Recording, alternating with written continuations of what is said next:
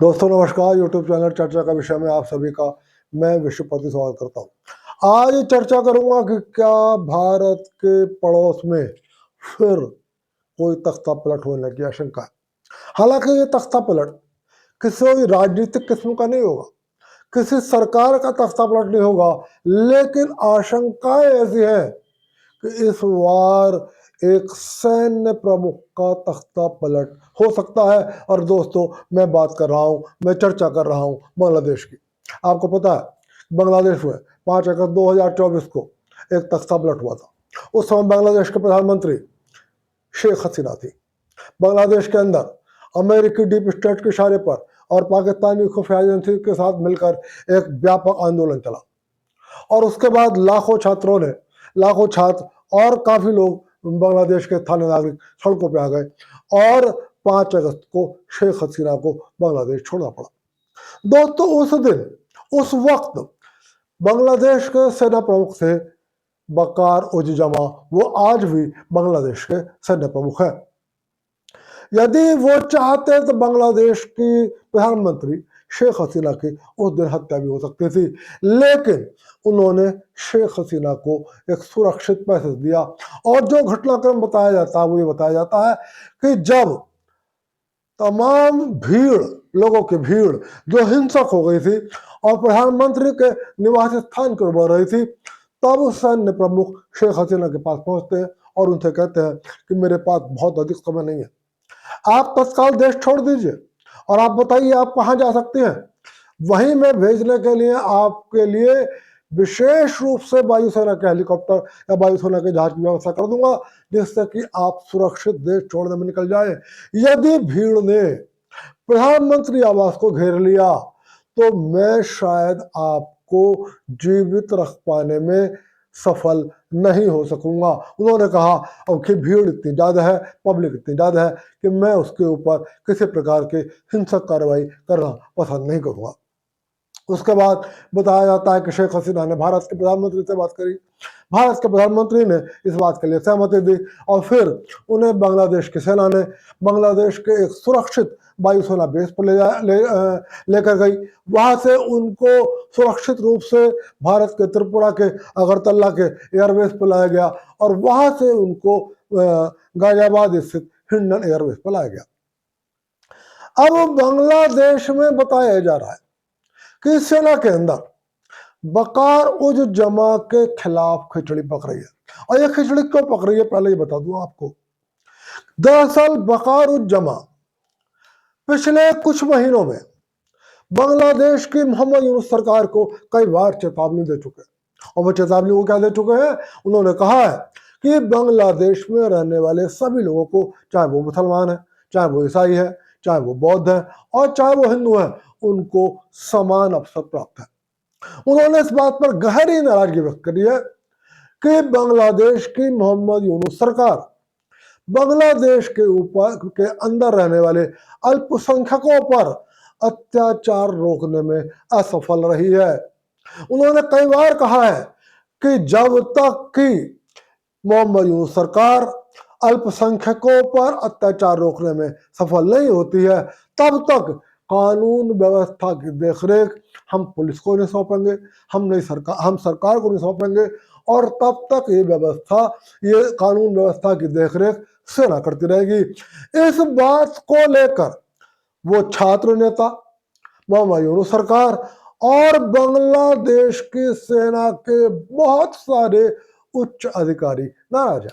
ये वो उच्च अधिकारी हैं जो इस्लामिक विचारधारा से बहुत ज्यादा प्रेरित हैं, जो जमात इस्लामी बांग्लादेश के बहुत नजदीकी हैं और जिनको पाकिस्तान की सेना, पाकिस्तान की खुफिया एजेंसी ISI और पाकिस्तान की सरकार का पूरा समर्थन प्राप्त है। स्थिति यह है कि पिछले दिनों पाकिस्तान की खुफिया एजेंसी ISI के 4 टॉप कमांडर्स ने ढाका का दौरा किया, लेकिन उस दौरे के बारे में ना तो सरकार ने और ना उन अधिकारियों ने जिनके साथ मीटिंग होनी थी, सेना प्रमुख बकार उज-जमा को कुछ भी सूचित नहीं किया। और ये टॉप कमांडर्स किससे मिलते हैं? ये बांग्लादेश की सेना में चौथी रैंक के अधिकारी हैं। इनका नाम है लेफ्टिनेंट जनरल फजलुर रहमान। उनसे मुलाकात करते हैं। ये लेफ्टिनेंट जनरल फजलुर रहमान बहुत कट्टर इस्लामिक विचारधारा से प्रेरित है और जमात इस्लामी बांग्लादेश के बहुत नजदीकी है। ये आईएसआई के चारों खुफिया टॉप कमांडर्स आते हैं, फजलुर रहमान के साथ मीटिंग करते हैं और वापस चले जाते हैं। लेकिन फजलुर रहमान सेना प्रमुख को ना तो ये बताते हैं कि वो आ रहे हैं, ना ये बताते हैं कि उनके साथ मेरी कोई मीटिंग है, और ना ये बताते हैं कि उनके जाने के बाद मेरी और उनसे क्या मुलाकात हुई। यानी कि वो सेना प्रमुख बकार उज जमा को पूरी तरीके से अंधेरे में रखते हैं। और पिछले काफी समय से ये चर्चा है कि बांग्लादेश की सेना के ये चौथी रैंक के अफसर लेफ्टिनेंट जनरल मोहम्मद फजलुर रहमान सेना प्रमुख का तख्ता पलट करके सेना प्रमुख बनना चाहते हैं। कहा तो यह भी जा रहा है कि यदि वो सेना प्रमुख बन गए तो वो मोहम्मद यूनुस का भी तख्ता पलट देंगे। दरअसल पहले वकारुज्जमा का रुख बहुत ज्यादा क्लियर नहीं था, और उस वक्त बांग्लादेश के में छात्र आंदोलन को और बांग्लादेश के अंदर जो विद्रोह हो रहा था उसको अमेरिका के डीप स्टेट का पूरा समर्थन था। तो मुझे लगता है कि वकारुज्जमा ने थोड़ी सी खामोशी ओढ़ ली थी और इसीलिए उन्होंने अपनी ओर से थोड़ी सी नरमी बरती थी। लेकिन बांग्लादेश में अब अमेरिका में सत्ता पलट हो चुका है, सत्ता बदल चुकी है। अब वहां डोनाल्ड ट्रंप राष्ट्रपति हो गए। उन्होंने यूएस एड के अंतर्गत बांग्लादेश को मिलने वाली मदद रोक दी है। और ये मदद किसको दी जा रही थी? बांग्लादेश के उन अधिकारियों को, सेना के उन अधिकारियों को, उन छात्र नेताओं को, उन जमात इस्लामी के लोगों को, उन तमाम लोगों को जो शेख हसीना सरकार के खिलाफ आंदोलन छेड़ रहे थे, ताकि उनको मदद इसलिए दी जा रही थी कि आप बांग्लादेश में तख्ता पलट करिए। और बांग्लादेश के अंदर एक अमेरिका समर्थक, पाकिस्तान समर्थक, लेकिन चीन विरोधी और भारत विरोधी सरकार की स्थापना कीजिए। लेकिन अब वहां डोनाल्ड ट्रंप आ गए, और आपने पिछले दिनों देखा होगा कि जब अमेरिका में पत्रकारों ने डोनाल्ड ट्रंप से पूछा कि बांग्लादेश पर आपका क्या रुख है, तो बताया जाता है कि डोनाल्ड ट्रंप ने कह दिया कि बांग्लादेश का मसला नरेंद्र मोदी खुद देखेंगे। यह कहने से, उनके इस रुख से मुझे ये लगता है कि शायद वकार उज जमा का हौसला बढ़ गया। और जिस दिन से उन्होंने ये बात कही है डोनाल्ड ट्रंप ने, उसके बाद से वकार उज जमा कई बार चेतावनी दे चुके हैं मोहम्मद यूनुस को कि आप अपनी सरकार की ओर का रुख बदलिए, आप प्रयास करिए, बांग्लादेश के अंदर अल्पसंख्यकों के हमले रोके जाएं, हिंदुओं के ऊपर हमले रोके जाएं, हिंदू पूजा स्थलों पर हमले रोके जाएं, हिंदुओं के व्यापार को, हिंदुओं के निजी स्थलों पर, मकानों पर हमले रोके जाएं। और यदि आप नहीं रोकते हैं तो सेना कड़ी कार्रवाई करने को मजबूर होगी। अब उनके इस रुख के बाद सेना के अधिकारियों में खलबली मची कि जितनी जल्दी हो सके उतनी जल्दी वकार उज जमा का तख्ता पलट कर दिया जाए। इसलिए कहते यह है कि तख्ता पलट की निर्णायक कार्रवाई करने से पहले चौथी रैंक के अधिकारी लेफ्टिनेंट जनरल फजलुर रहमान ने अपनी ताकत का आकलन करना चाहा और उन्होंने सेना मुख्यालय में अपने समर्थक जनरलों की एक मीटिंग बुलाई। बताया जाता है कि इस मीटिंग में चटगांव के एरिया कमांडर थे, जिनका नाम था मेजर मुशफिकुर रहमान, ये शामिल थे। ये मेजर मुशफिकुर रहमान जमात इस्लामी के बहुत नजदीक माने जाते हैं और ये भी बहुत कट्टर इस्लामिक विचारधारा से प्रेरित है। और इनका यह मानना है कि बांग्लादेश के अंदर किसी भी गैर मुसलमान को रहने का अधिकार नहीं है। इस मीटिंग के अंदर कुल मिलाकर लगभग 10 मेजर जनरल शामिल हुए, जिनमें से कुछ का नाम मैं आपको बता देता हूं जो मेरे पास है।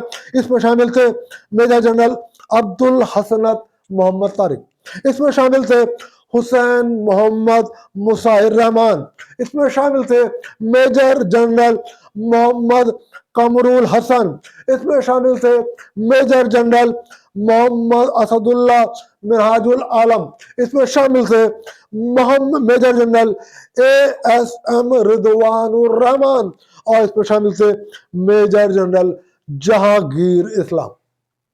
इसके अलावा 4 मेजर जनरल और शामिल थे, कुछ और भी अधिकारी शामिल थे, और इन सब अधिकारियों ने लेफ्टिनेंट जनरल फजलुर रहमान के प्रति अपना समर्थन व्यक्त किया और उनसे कहा कि आप जो बांग्लादेश के हित में जो भी कदम उठाएंगे उस कदम को हमारा पूरा समर्थन है, हम अपनी पूरी ताकत से आपके समर्थन में आएंगे और आपके लिए निर्णायक कार्रवाई करेंगे।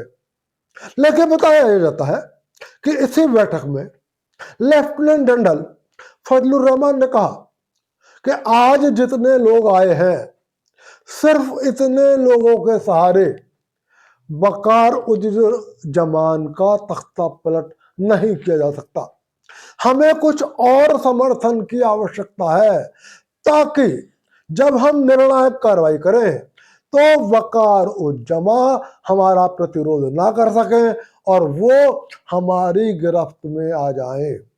दोस्तों, ऐसा नहीं है कि बांग्लादेश की सरकार को और बांग्लादेश के सेना की खुफिया एजेंसी को इस बात की जानकारी नहीं है। बांग्लादेश की सरकार को तो जानकारी है क्योंकि लेफ्टिनेंट जनरल फजलुर रहमान मोहम्मद यूनुस के भी करीबी हैं और वो लगातार मोहम्मद यूनुस से बातचीत करते हैं। इसके अलावा वो छात्र नेताओं के भी संपर्क में रहते हैं, वो बांग्लादेश नेशनलिस्ट पार्टी की बेगम खालिदा जिया के भी संपर्क में रहते हैं और जमात इस्लामी का तो उन्हें पूरा समर्थन प्राप्त है। लेकिन फिलहाल खबर यह है कि फजलुर रहमान पर बांग्लादेश की खुफिया एजेंसी DGFI पूरी तरीके से निगरानी रख रही है। दोस्तों, दूसरी खबर भी है और वो दूसरी खबर यह है कि बांग्लादेश की सेना के पूर्व प्रमुख हैं इकबाल करीम भुइया।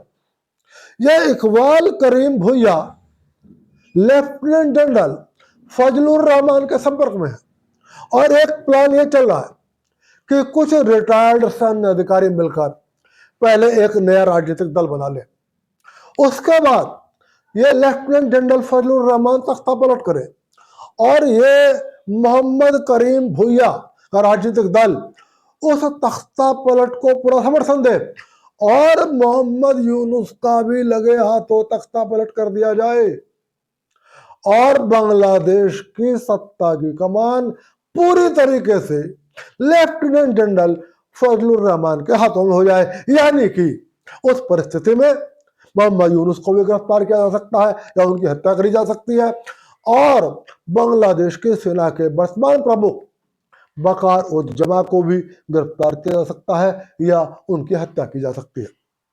दोस्तों, ऐसा नहीं है कि भारत सरकार को इस सब की जानकारी ना हो। भारत सरकार को इस पूरे घटनाक्रम की जानकारी है और भारत सरकार बहुत नजदीक से इस पर निगाह रख रही है और ऐसा कुछ होता है तो यदि मान लो हालात ऐसे हो जाए कि भारत को हस्तक्षेप करना ही पड़े तो भारत उस हस्तक्षेप की तैयारी भी कर रहा है। ये बात मैं आपको बता देना चाहता हूं। पहली बात, भारत को हस्तक्षेप क्यों करना पड़ सकता है? यदि फजलुर रहमान तख्ता पलट कर देते हैं तब वो मोहम्मद यूनुस का तख्ता पलट करें या ना करें, कर देंगे तो भी और ना करेंगे तब भी बांग्लादेश में अल्पसंख्यकों पर हमले बहुत बढ़ जाएंगे। बांग्लादेश में हिंदुओं पर, ईसाइयों पर, बौद्धों पर तो हमले बढ़ेंगे ही बढ़ेंगे। बांग्लादेश में अवामी लीग समर्थक मुसलमानों पर भी हमले बढ़ जाएंगे। मैं आपको बतला दूं कि अभी हाल ही में बांग्लादेश के आजादी का मोनूमेंट को तोड़े गए। हाल ही में बांग्लादेश के आजादी के नायक शेख मुजीबुर रहमान के घर को आग लगा दी गई। वकारुज्जमान इस बात से, वकारुज्जमा जो सेना प्रमुख है वर्तमान, वो इन गतिविधियों से नाराज थे और उन्होंने मोहम्मद यूनुस से मिलकर इस बात पर गहरी नाराजगी व्यक्त करी थी। लेकिन चौथी रैंक के सेना अधिकारी फजलुर रहमान ऐसी गतिविधियों का समर्थन करते हैं और यदि वो तख्ता पलट करते हैं तो बांग्लादेश में नए सिरे से हिंदुओं का नरसंहार शुरू हो सकता है। और यदि बांग्लादेश में नए सिरे से हिंदुओं का नरसंहार शुरू होता है तो भारत में आक्रोश उमड़ सकता है। भारत में नरेंद्र मोदी सरकार पर दबाव पड़ सकता है कि वो अब निर्णायक कार्रवाई करे बांग्लादेश में। हो सकता है कि कुछ और भी ऐसी गतिविधियां हो जाए या बांग्लादेश की सेना जब फजलुर रहमान के नियंत्रण में आ जाए तो वो भारत के खिलाफ कोई कार्रवाई कर दे, तो इसलिए सेना को कोई निर्णायक कार्रवाई न कर पड़ जाए, इसलिए भारत सरकार ने कुछ कदम उठाए हैं। भारत सरकार ने मणिपुर के अंदर राष्ट्रपति शासन लगा दिया और अब वहां का राज्यपाल बना के भेजा गया है अजय कुमार भल्ला को। मैं आपको बता दूं, अजय कुमार भल्ला एक बहुत ही कुशल प्रशासनिक अधिकारी माने जाते हैं। उनको इंसर्जेंसी पर एक विशेषज्ञता हासिल है। उनको केंद्रीय गृह मंत्री अमित शाह का समर्थन प्राप्त है और 4 बार उनको सेवा विस्तार दिया गया। उनको मणिपुर का राज्यपाल बनाया गया है और कहा जा रहा है कि उनको ये हिदायत दी गई है कि वो मणिपुर के राज्यपाल रहते हुए बांग्लादेश की गतिविधियों पर नजर रखें। दूसरी बात, मिजोरम के अंदर पूर्व विदेश राज्य मंत्री और पूर्व सेना उप प्रमुख जनरल वीके सिंह को राज्यपाल बना के भेजा गया है। आपको पता है कि विद्रोही गतिविधियों पर कैसे नियंत्रण पाया जाता है, उग्रवाद पर कैसे नियंत्रण पाया जाता है, इसमें जनरल वीके सिंह को विशेषज्ञता हासिल है। और जब वो कश्मीर के प्रभारी थे तो उन्होंने कश्मीर के अंदर उग्रवादियों की कमर तोड़ दी थी। वो घुसपैठ को रोकने में भी उनको विशेषज्ञता हासिल है। बताया जा रहा है कि उनको भी मिजोरम का राज्यपाल इस हिदायत के साथ बनाकर भेजा गया है कि बांग्लादेश और म्यांमार से होने वाली गतिविधियों पर आप निगाह रखें। तीसरी बात, पिछले 2-3 महीने के अंदर केंद्रीय भारत सरकार के एनएसए अजीत डोभाल ने कई बार कलकत्ता की यात्रा की है और उन्होंने कलकत्ता में सेना के ईस्टर्न कमांड के उच्च सैन्य अधिकारियों से कई बार मीटिंग करी है।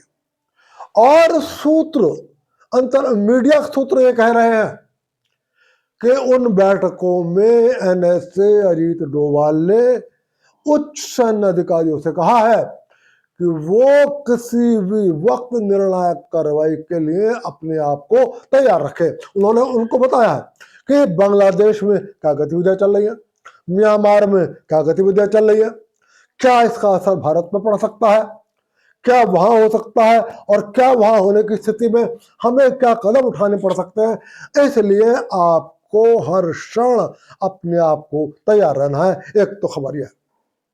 एक दूसरी बात यह है कि अजीत डोभाल ने ममता बनर्जी से भी मुलाकात की। और दोस्तों, राजनीतिक फ्रंट पर एक अच्छी खबर है। वो अच्छी खबर यह है कि ममता बनर्जी ने प्रधानमंत्री नरेंद्र मोदी से, गृह मंत्री अमित शाह से भी बात करी।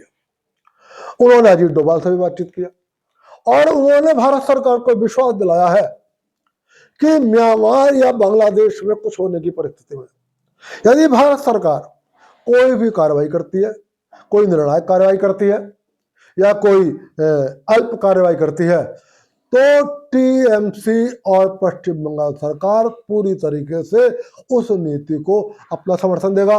मैं ममता बनर्जी के इस रुख का जोरदार स्वागत करता हूं। ये बहुत अच्छी बात है कि ममता बनर्जी ने, यदि ये खबर सही है कि ममता बनर्जी ने और टीएमसी ने ऐसा कुछ कहा है। आप सोच रहे होंगे कि मैं म्यांमार का नाम क्यों ले रहा हूं। दरअसल भारत और बांग्लादेश के साथ तीसरा राष्ट्र यहां आके मिल जाता है, म्यांमार।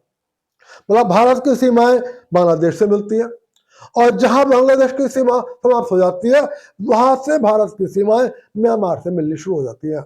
और मैं आपको बता दूं कि म्यांमार में भी सरकार में और विद्रोहियों में जबरदस्त संघर्ष चल रहा है और म्यांमार के एक बहुत बड़े हिस्से पर विद्रोहियों ने अपना नियंत्रण हासिल कर लिया है सरकार से। वो वहां की जो मिलिट्री सरकार है, मिलिट्री से वो शासन, वो एरिया मुक्त करा लिया। कुछ खबरें ऐसी हैं कि उन विद्रोही गुटों में कुछ विद्रोही गुट ऐसे हैं, ये म्यांमार के जो विद्रोही गुट है, ये चाहते हैं कि म्यांमार का विलय भारत में हो जाए। कुछ अंतरराष्ट्रीय मीडिया ने तो यहां तक लिख दिया है कि उन विद्रोही गुटों ने म्यांमार के जितने हिस्से पर कब्जा कर लिया है, उस कब्जे को लेकर उनकी भारत सरकार से बैठक हो गई है और वहां पर यह तय हो गया है कि यह हिस्सा अब भारत का हिस्सा माना जाएगा। हालांकि ऐसी कोई भी बहुत ऑथेंटिक, बहुत कोई औपचारिक सूचना नहीं है, लेकिन अनेक मीडिया ग्रुपों ने इस तरह की खबरें दी हैं कि म्यांमार के वो विद्रोही ये चाहते हैं कि म्यांमार का भारत में विलय हो जाए।